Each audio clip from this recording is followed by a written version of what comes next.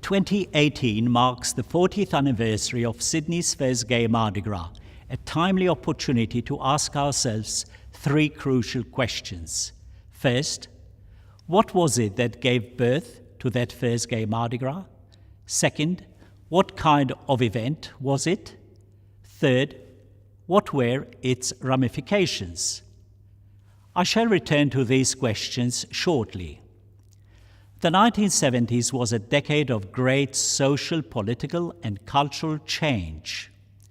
6 months before the dawn of the 1970s and some 3 weeks before the Stonewall riots, Hair, the rock musical, premiered in Sydney on the 6th of June 1969 at the Minerva Theatre in Potts Point.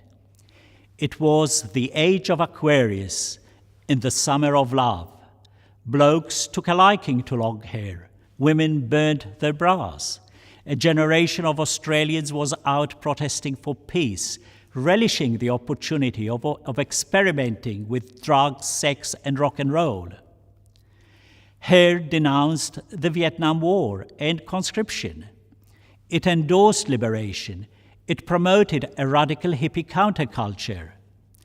And in 1970, the Campaign Against Moral Persecution, CAMP, the country's first explicit political gay organization, was formed. Countless gay men and lesbians came out, taking pride in their sexuality.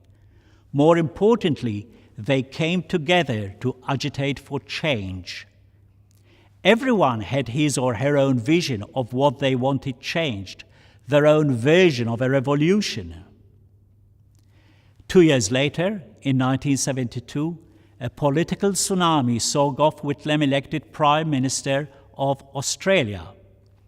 Years of conservative rule were unceremoniously brushed aside. When John Kerr sacked Whitlam on the 11th of November 1975, the Conservatives were unable to turn back the clock, however hard they tried.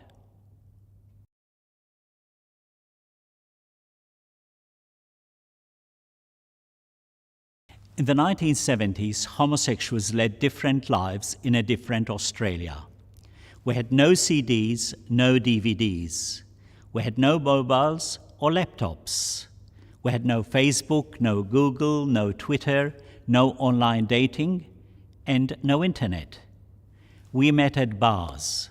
For gay men, there were also the beats, the backrooms, the adult bookshops, and the saunas. Some newspapers carried dating sections, but gay men also used the share accommodation sections of major newspapers for pickups. We had interesting home and office furnishings. We had typewriters and Gestetner. I was the proud owner of a Weltron radio and record player that looked like a flying saucer. And let's not forget the lava lamps, the beanbags, rubber plants, bead curtains, and waterbeds. We had even more interesting fashions. For summer, among other attire, I had a revealing no-sleeves cowhide vest, no doubt matching my cowhide rug that took pride of place in my lounge room.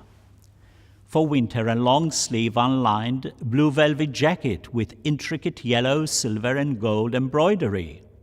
I think I wore that jacket at the first Mardi Gras.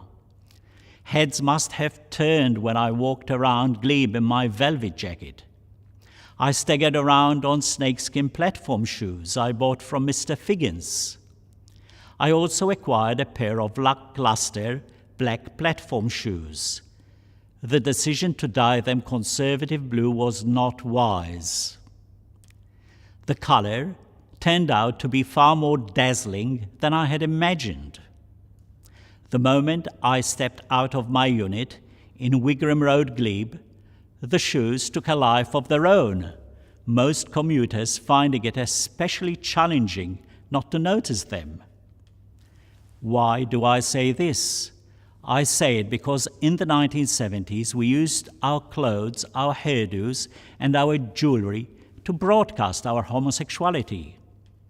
Alongside the political arm of the movement, a style revolution was in full swing.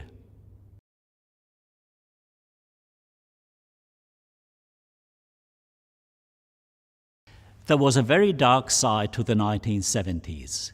In New South Wales, we fought for the repeal of the Summary Offences Act. The Act gave the police commissioner wide discretion to refuse the holding of a march, a rally, a demonstration. The political activists were up in arms and called for the repeal of the Act. We also fought for the repeal of some sections of the Crimes Act that criminalize private, consensual, adult male homosexual acts. The crime of buggery was punishable by penal servitude of up to 14 years. There were penalties also for attempted buggery, outrages of decency, and soliciting a male person in a public place. The anti-homosexual laws provided bashers with a rationale to attack gay people, and to do so with little fear of reprisals. There were agents provocateurs. Poufter baiting and bashings were not uncommon. Groups of men would follow gay men at beats, cliff jumping, that is, pushing gay men off cliffs to their death, being one of their many pastimes. Gay men were stabbed to death in their homes. Police were disinclined to take such crimes seriously, often dismissing them as the unavoidable outcome of lives dangerously lived.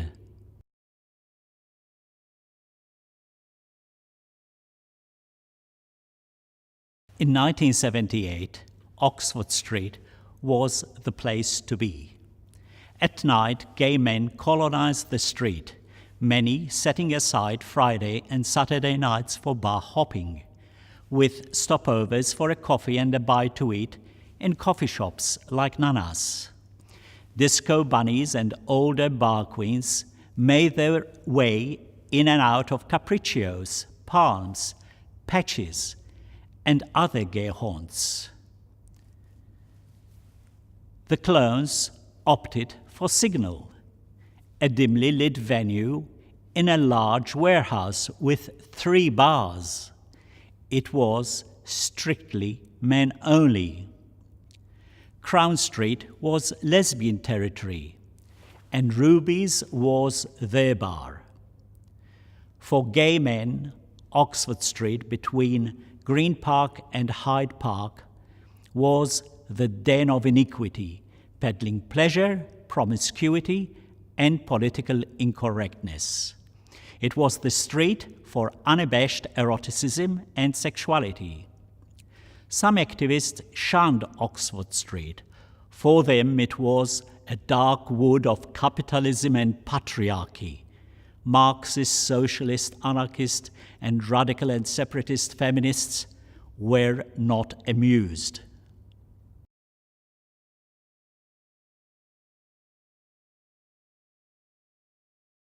We cannot begin to understand Sydney's first gay Mardi Gras without identifying the problem it set out to resolve. As John Lee acknowledged, by 1978, the heady old days of demonstrations and marches were more or less things of the past.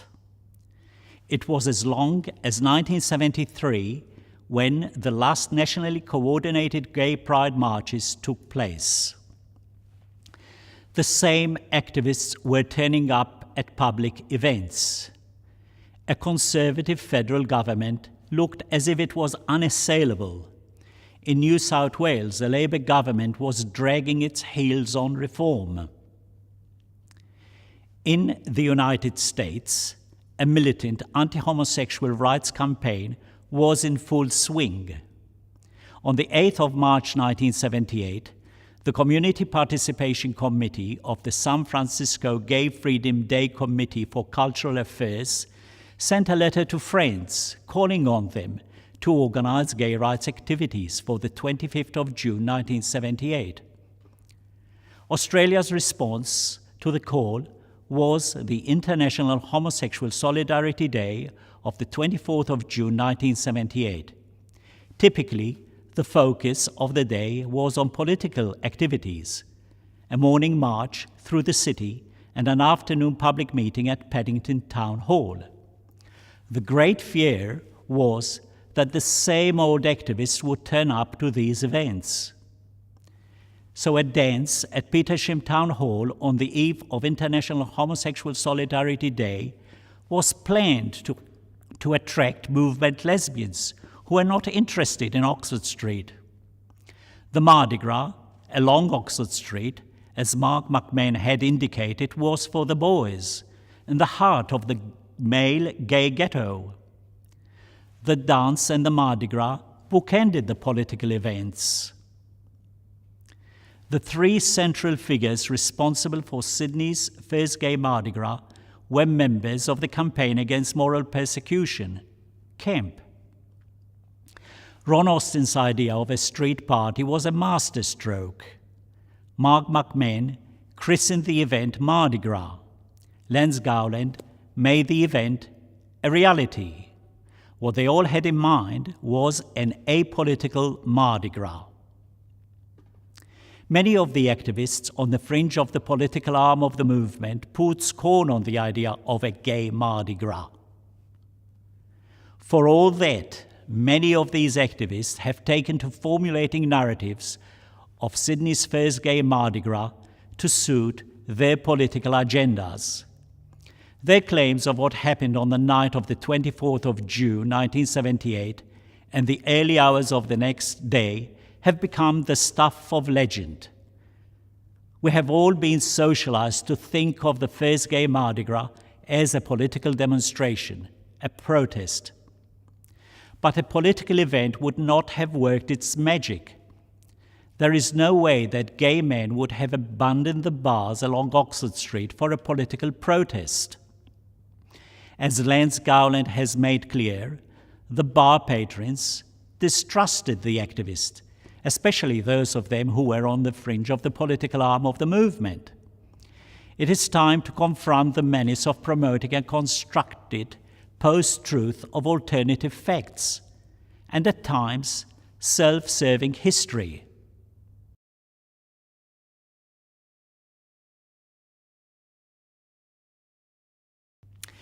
In celebrating the 40th anniversary of Sydney's first gay Mardi Gras, we should not be afraid to ask the tough questions, because, as the saying goes, the devil is in the detail, not in the interventions of those who wish to revise history, our history.